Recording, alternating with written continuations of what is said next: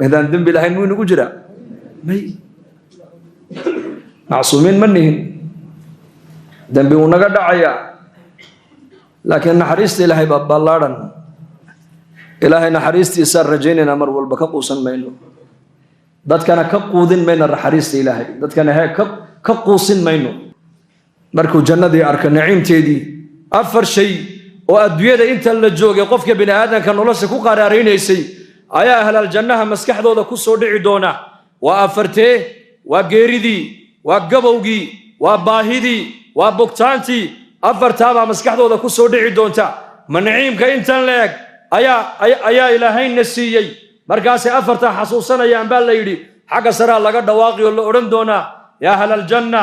inna lakum an tahyaw fala tamutu abada ya ahlal janna maanta laga bilaaba jannadan waxaad ku dhaxleedihiin nolol daa'ima dhimasho dambe arki maysaan nicmad joogta ah noo nuqsaan dambe aan lahayn dhalinyarnimo gabow dambe aan lahayn caafimaad qab xanuun dambe aan lahayn allah inasiyo jannadaasa ilaahay noogu baaqaya maalin walba oo lagu leeyahay salaada markaa tukanayso ee muadinku ku leeyahay hayya ala salaah hayya ala alfalaah jannada is horkeen jannada ku xisaabtan bashir ramadaan ba soo gashay jannada is horkeen sadaqad baa bixi laga leeyahay jannada is horkeen quraan baa lagu leeyahay kaale akhri jannada is horkeen aakhira wax u bixi baa lagu leeyahay jannada is horkeen markaa buu nabigu calayhi salaatu wasalaam majliskiisa isagoo maalin fadhiya ayay nimankii muhaajiriintii maka ka soo hijrooday ayaa sarakaco nabiga ay ku yiraahdeen nabi allah magaalada maka annaku aan ka imanay ka soo baxnay ma uu zamzam baan ku haysano iimahayn halkan biyuhu waa in magaalada madiina ceelashana niman yahuuda inta badan iska haysta lacagan ku iibsanana ma haysano marka ninkii ceelka bi'ru ruuma lahaa ayuu nabigu u tago wuxuu ku yiri asxaabatayda muhaajiriintayda biyaha u fasaxa ka cabaane markaasuu u fasaxi maayo oo anu ceelka yar baan leehayo biyaha yar baan iibiyayo reerkayga ayaan ku biiliyaa markaa buu nabigu ku yiri bi'nihi bi'aynin fil janna il jannada ku taala ceelkaaga ku bedelo ku iibso markaasuu yiri may ceelkayga yar iska iibin maayo iska kaydaa buu ka yiri عثمان بن عفان رضي الله عنه وذكيها وعقل بدنا وإنشي سميلدر وحكا أركايي وبصير إلهي وسيي أي هذا النبي قلبي جيسا كل بعي بعنيه بعين الجنة الجنة كنت على عيلك إيجا إيبسو مرقابو نيكي إسكدي ذا نيكي عيلك لها عثمان بن نيكي وتقو يري عيلك أجا هدي لغاير هذا العكو إيبي ما إيبين لهاي هاوان إيبين لها واي غرغر ثمن مركع واي كوهشين صدن كن أو درهم عثمان لعقتي بسوق هذا أودجي عيالك فريه سيقصو ورجب كيد وكسوقات رسولك عليه الصلاة والسلام بوكي نوحو كيري يا رسول الله عيالك بئر روما هدي أن كانوا إيشي جنة كنت علي نك الله بلغ هذا إسكدي دي أنا كما لي بلغ هذا يا مرقاب النبي يقول ها مرقاب عيالك فريه سواكا أصحاب هذا ووقفوا يا عدنا صدام بقول عيالك هذا تلبيسة ووقف هل استعمال برسول الله markaa buu nabigu farxay indhaha ayuu nabigu markaa kor u qaado wuxuu yiri Usmaan ilaahu raalli baan ka noqday raalli ka noqo Usmaan maanta laga bilaabo amal dambe haduuna sameynba inta buu jannada ku galay buu rasuulku yiri bi'nihi bi'ayn aljanna indar garata dadkaas ahaa Soomaali ya masas siyaasi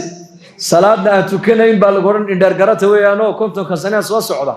isbedelka geeska Afrika ka faalooday dhageysta idaacad inta la soo fariisiyo ya Allah cuntada jannada buu nabigu yiri wala cuni wala cabbi la yataqawadun wala yamtakhidun wala yabulun wala yadfulun baa nabigu yiri cuntada jannada wala cunaya wala cabaya sharaabkeega maaha saacada waxa la cunayo boqolaal sano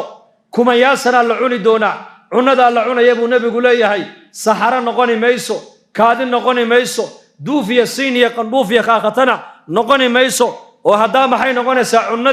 cunadii waxay noqonaysaa buu nabigu yiri uu daacaya qofku daacada jannada buu nabigu yidhi waa misk udgoon la ursado cadarka ugu udgoon ee jannada dhex yaalla ayaa calooshiisa ka soo baxaysa qofka muuminka biyihii iyo sharaabkuu cabbayay mee ilaa jannada waxaa la sheegay webiyaal dhan inay durdurayaan webi caanaa webi malaba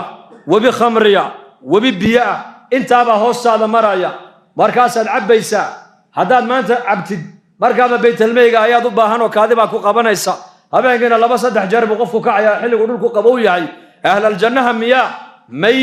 kaadi yeelan maayaan buu rasuulku yidhi oo sharaabkii cabbeen muxuu isku bedelayaa waxau noqonayaa buu nebigu dhidid buu noqonayaa dhidid cunadiina daacay noqotay udgoon sharaabkiina wuxuu noqonayaa dhidid buu noqonayaa dhididka adduunka waa qarmuuna waa la iska maydhaa dharka aad ku dhididayna waad iska bedeli laakiin jannada dhexdeeda dharkana la bedeli maayo wajigana la maydhi maayo ahluljannati juradun murad kuxla laa yafnaa shabaabuhum walaa tablaa hiyaabuhum baa nebigu yidhi ahluljannati juradun murad ahluljannuhu gadh yeelan maayaan timo dhogorana yeelan maayaan xaggan walaa meel kale timo badanna yeelani maayaan gadhna yeelan maayaan buu nebigu yidhi kaxlaa indhahoogana waxaad mooddaa indha kuxulin loo mariyaad mooddaa bal wayba ku samaysan tahayba laa yafnaa shabaabuhum dhallinyarnimadoodu ma gabowda buu nebigu yidhi 33 jir wa fii riwaayatin 30 jir baa lagu joojinayaa ama 33 jir intaa ka yaraani maayaan mana dhaafayaan laa yafnaa shabaabuhum walaa tablaa hiyaabuhum dharkay xidhaana ma baaliyooba buu rasuulku yidhi